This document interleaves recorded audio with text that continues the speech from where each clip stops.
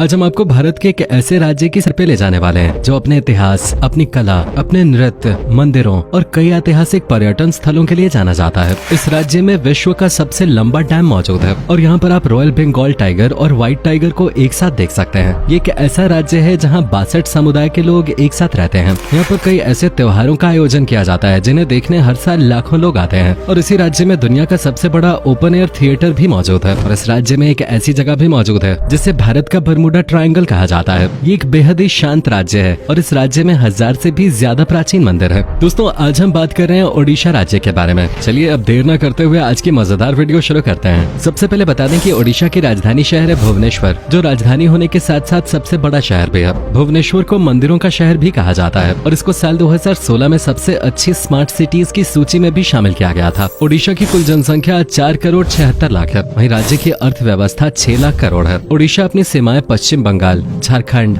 आंध्र प्रदेश और छत्तीसगढ़ के साथ साझा करता है। राज्य का 500 किलोमीटर से ज्यादा कोस्ट एरिया है। यही वजह है कि सैकड़ों सालों से ओडिशा के तटों का इस्तेमाल प्रमुख बंदरगाहों के तौर पे किया जा रहा है। दोस्तों, ओडिशा एक ऐतिहासिक जगह है और इस राज्य का इतिहास हजारों साल पुराना है। इससे पहले उत्कल और कलिंग नाम से जाना जाता था। इसके बाद भी इस राज्य का नाम समय समय पर कई बार बदला गया। अंतिम बार साल 2011 में इस राज्य का नाम ओडिशा से बदलकर ओडिशा किया गया था। इस राज्य पर मुगल, ब्रिटिशर्स, मराठाओं और हैदराबाद के नवाबों के अलावा अनेकों साम्राज्यों ने शासन किया है। मौर्य शासक सम्राट अशोक के लिए भी ये राज्य काफी अहम था। सन 261 ईसा पूर्व के दौरान यहीं पर कलिंग युद्ध लड़ा गया था, जिसमें हजारों लाखों की संख्या में सैनिक मारे गए थे। इस युद्ध के बाद ही अशोक का हृदय परिवर्तन हुआ था और उन्होंने बौद्ध धर्म को अपनाया था। आपको जानकर हैरानी होगी कि दूसरे विश्व युद्ध के दौरान हिटलर ने भी ओडिशा राज्य पर कब्जा करने की कोशिश की थी, क्योंकि हिटलर का मानना था कि इस राज्य में इतने प्राकृतिक संसाधन मौजूद हैं जिसके जरिए दुनिया की कोई भी जंग जीती जा सकती है। कहा जाता है कि जर्मनी की सेना पूरी के समुद्र तट तक भी पहुंच गई थी, लेकिन फिर भी हिटलर इस राज्य पर कब्जा नहीं कर पाया। क्या आप जानते हैं कि ओडिशा भारत का पहला ऐसा राज्य है जो भाषा के आधार पर अलग हुआ था।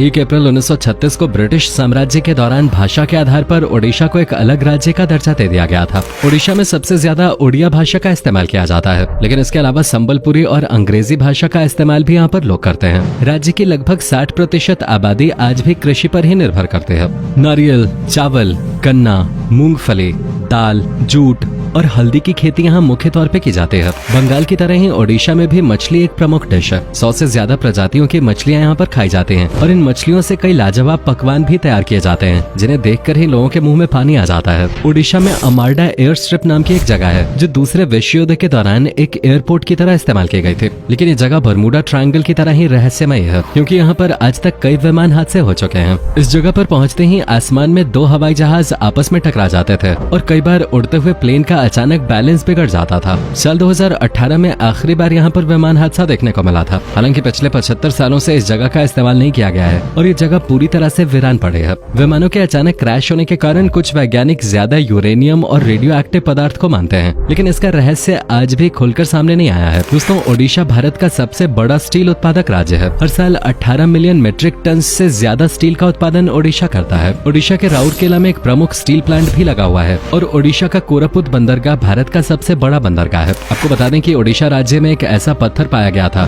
जो विश्व का सबसे पुराना पत्थर माना जाता है। मयूरभंज में पाया गया एक पत्थर लगभग 3 करोड़ साल पुराना है। वहीं हमारा प्लैनेट 4.5 करोड़ साल पुराना है। दोस्तों, ओडिशा विभिन्न संस्कृतियों वाला एक अनोखा राज्य है। यहाँ पर आपको कई हरे भरे जंगल, मंदिर, सुंदर झरने और शांत जगहें देखने को मिलेंगे। ओडिशा में 62 समुदाय के लोग रहते हैं। आर्ट और कल्चर के मामले में भी ये राज्य काफी संपन्न है। विश्व प्रसिद्ध सैंड आर्टिस्ट सुदर्शन पटनायक ओडिशा के ही रहने वाले हैं। इनके सैंड आर्ट को आपने अक्सर सोशल मीडिया पे वायरल होते हुए भी देखा होगा। सुदर्शन पटनायक का नाम Guinness book of world records में भी दर्ज है। ओडिशा आज पूरी तरह से चाइल्ड लेबर से मुक्त हो गया है। जी हाँ, यहाँ पर आपको कोई भी बच्चा मजदूरी करता नजर नहीं आएगा और अगर कोई बच्चों से मजदूरी कराता है तो उसे सख्त से सख्त सजा दी जाती है। बता दें कि ओडिशा के कई जिलों में सोने और चांदी की तारों का बेहद बारीक काम होता है, जो कि हाथों से किया जाता है। ये काम इतना बारीक होता है कि सिर्फ कुशल कारीगर ही इसे कर सकते हैं। इस कला को फिलिग्री कहते हैं। कई बार गणतंत्र दिवस के परेड के दौरान भी ओडिशा राज्य द्वारा अपनी इस कला का नमूना पेश किया जा चुका है। ओडिशा की संबल साड़ी भी काफी फेमस है। हैंडलूम की ये साड़ियाँ कॉटन और सिल्क से बनी होती हैं। ओडिशा में हर साल कई प्रकार के त्योहारों का आयोजन किया जाता है। पुरी में आयोजित होने वाली भगवान जगन्नाथ की यात्रा के बारे में तो आपने सुना ही होगा। लाखों की संख्या में श्रद्धालु इकट्ठा होकर भगवान जगन्नाथ के रथ को खींचते हैं। कलिंग फेस्टिवल भी यहाँ का एक प्रमुख त्योहार है। दशहरा और दुर्गा पूजा जैसे पर्व भी ओडिशा में धूमधाम से मनाए जाते हैं। झाऊ महोत्सव,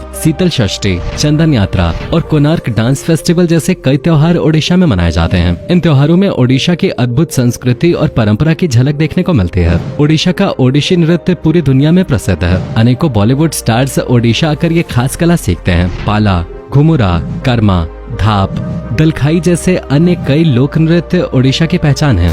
ओडिशा राज्य का खाना भी लाजवाब होता है। ओडिशा आकर अगर आपने यहाँ का स्ट्रीट फूड नहीं चखा तो आप काफी कुछ मिस कर सकते हैं। दही बड़ा, आलू दम और पहाल रसगुल्ला, छेने से बनी मिठाइयाँ और भेलपुरी तो ओडिशा में फेमस है ही, लेकिन ओडिशा की सबसे प्रमुख डिश का नाम दालमा है। इसके अलावा क्रैब, चिकन, मटन और मछलियों की भी कई डिशेज आपको यहाँ खाने को मिलेंगे। ओडिशा राज्य साफ सुथरा माना जाता है। खासतौर पर यहाँ के बड़े शहरों में आपको काफी साफ सफाई देखने को मिलेगी। देश को सैन्य रूप से मजबूत बनाने में भी ओडिशा का महत्वपूर्ण योगदान रहा है। फाइटर प्लेन तेजस एयरक्राफ्ट बनाने के दौरान ओडिशा के डॉक्टर कोटा हरि नारायण ने ही पूरी टीम को लीड किया था। ओडिशा के एपीजे अब्दुल कलाम आइलैंड पे अक्सर मिसाइल की टेस्टिंग की जाती है। भारत के शक्तिशाली मिसाइल जैसे आकाश, पृथ्वी, ब्रह्मोस और अग्नि जैसी कई मिसाइल्स का परीक्षण इसी आइलैंड पे किया गया है। दोस्तों, ओडिशा राज्य अपने मंदिरों के साथ साथ अपने नेशनल पार्क्स के लिए भी जाना जाता है। चलिए अब हम आपको ओडिशा में घूमने लायक प्रसिद्ध जगहों के बारे में बता देते हैं। ओडिशा के पुरी में स्थित भगवान जगन्नाथ का मंदिर पूरे राज्य का सबसे प्रसिद्ध दार्शनिक स्थल है। 4 धामों में से एक धाम यही मंदिर है। 12वीं शताब्दी के दौरान इस मंदिर का निर्माण कराया गया था। इसमें भगवान जगन्नाथ के साथ साथ बलभद्र और देवी सुभद्रा की आराधना भी की जाती है। यहाँ पर रोजाना 10,000 से ज्यादा लोग भोजन भी करते हैं। 200 चूल्हे और 400 रसोइये इस मंदिर के विशाल रसोई में काम करते हैं। पुरी का बीच भी सैलानियों के बीच काफी लोकप्रिय है। सर्फिंग के दीवानों के लिए ओडिशा जन्नत से कम नहीं है। यहाँ हर साल सर्फ फेस्टिवल का आयोजन होता है, जिसमें देश विदेश से लोग अपनी अद्भुत प्रतिभा का प्रदर्शन करने आते हैं। ओडिशा के भुवनेश्वर शहर की स्थापना राजा शिशुपाल द्वारा की गई थी।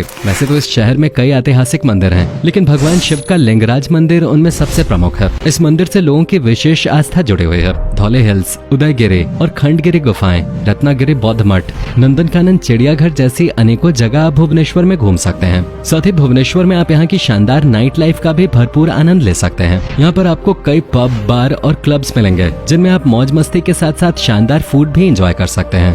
ओडिशा के कोणार्क शहर में स्थित सूर्य मंदिर को यूनेस्को ने विश्व ऐतिहासिक धरोहर में शामिल किया है। ये मंदिर भगवान सूर्य देव को समर्पित है। और सबसे मजेदार बात तो यह है कि सूर्य की प्रथम किरण इस मंदिर के मुख्य द्वार पे ही गिरती है। इस मंदिर के किवाड़ पिछले 100 सालों से बंद पड़े हैं, जिसका कारण मंदिर का कमजोर ढांचा बताया जाता है। कहा जाता है कि इस मंदिर के ऊपर पहले एक विशालकाय चुंबक हुआ करता था, लेकिन उस चुंबक के कारण अक्सर समुद्री जहाज अपनी दिशा भटक जाया करते थे, जिसके बाद पुर्तगाली लोग वो चुंबक निकाल कर अपने साथ ले गए। उस चुंबक के हटाए जाने के बाद से ही मंदिर का ढांचा लगातार कमजोर होता चला गया। मंदिर का स्ट्रक्चर सूर्यदेव के रथ के आधार पर डिजाइन किया गया है। रथ के पहिए आज भी सूर्य की रोशनी से सही समय बता सकते हैं।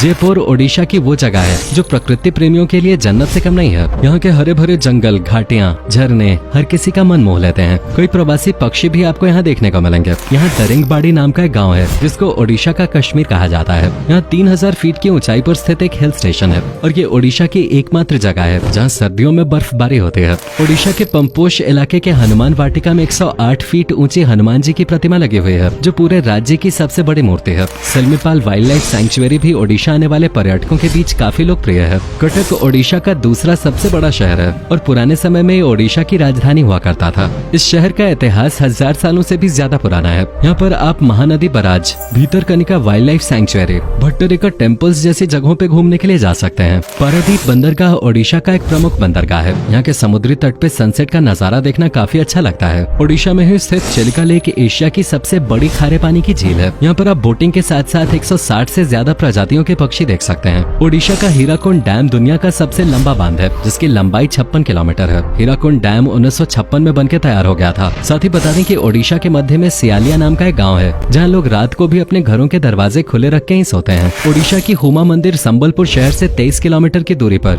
और महानदी नदी के बाएं किनारे पर स्थित है। हुमा मंदिर की खासियत ये है कि एक लीनिंग टेम्पल है। ये एक शिव मंदिर है जो कि संबलपुर के 5वें राजा बलियर सिंह के शासनकाल में बनाया गया था। ओडिशा में दुनिया का सबसे सबसे बड़ा ओपन एयर थिएटर है। इसमें धनु यात्रा या धनु यात्रा नाम का एक सालाना नाटक प्रदर्शित होता है जो ओडिशा के बरगढ़ में मनाया जाता है। इस थिएटर में कृष्ण और कंस के युद्ध के दृश्य दिखाए जाते हैं। दोस्तों, ओडिशा घूमने के लिए आपको बहुत ज्यादा पैसों की जरूरत नहीं पड़ेगी। एक हफ्ते ओडिशा घूमने के लिए आपका 15 से 20 हजार प्रति व्यक्ति के हिसाब से खर्च होगा। यहाँ पर आपको होटल भी काफी सस्ते मिल जाएंगे। ट्रेन या फिर हवाई मार्ग के जरिए ओडिशा आना सबसे अच्छा साधन है। अगर आप वाकई में भारत के ऐतिहासिक मंदिर और समृद्ध इतिहास के बारे में जानना चाहते हैं तो एक बार ओडिशा की सैर अवश्य करें। तो दोस्तों, ये थी देवभूमि ओडिशा। उम्मीद करते हैं आपको हमारा ये एपिसोड पसंद आया होगा। आप में से अगर कोई है ओडिशा से तो हमें जरूर बताएं। हमें नीचे कमेंट करके जरूर बताएं कि आज के वीडियो में आपको ओडिशा की कौन सी बात सबसे ज्यादा अच्छी लगे। क्या आप कभी गए हो ओडिशा, और अगर गए हो तो आपका एक्सपीरियंस कैसा रहा, ये भी हमारे साथ शेयर जरूर कीजिएगा। साथ ही इस वीडियो को अपने दोस्तों और रिश्तेदारों के साथ शेयर करना मत भूलिएगा।